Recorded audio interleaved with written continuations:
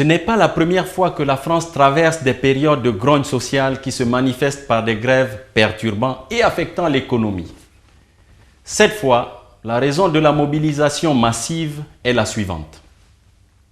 Le gouvernement français veut porter l'âge de la retraite du peuple français à 62 ans. Mais le peuple conteste cette loi. D'où le bras de fer. Dans un camp, les gouvernants et dans l'autre camp, les gouvernés, plus simplement les citoyens. Dans ce bras de fer, dans ce type de bras de fer, entre les dirigeants et les dirigés, on assiste souvent à un déploiement de moyens d'action les plus variés possibles. Je ne vais pas les citer tous, mais je vais juste vous donner quelques exemples. Premièrement, la bataille des statistiques. Le journal Métro du 20 octobre a publié les chiffres des mobilisations. Par exemple, au 19 octobre, la police annonçait 1,1 million de participants sur tout le territoire français. Les syndicats, eux, annonçaient 3,5 millions de manifestants. Vous voyez la différence. 2. Les sondages d'opinion. Je prends un exemple. Le sondage réalisé par l'Institut Via Voice pour le journal Libération du 20 octobre.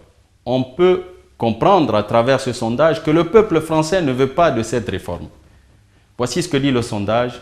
65% des Français désapprouvent la fermeté de Nicolas Sarkozy face aux grèves.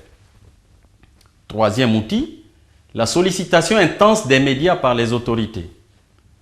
C'est lorsque les hommes politiques décident de monter au créneau via les médias. Et dans ce cas, ils vont essayer de convaincre l'opinion publique, voire attirer sa sympathie. 4. Nous passons à un autre outil.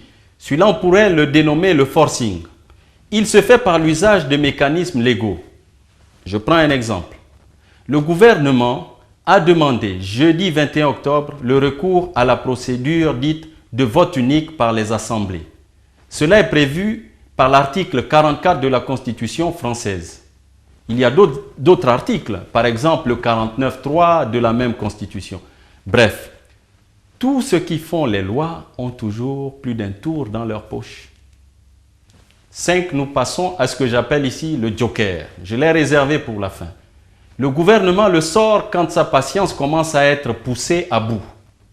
On est gentil, démocrate et tout ce qu'on veut, mais il ne faut quand même pas trop pousser le bouchon.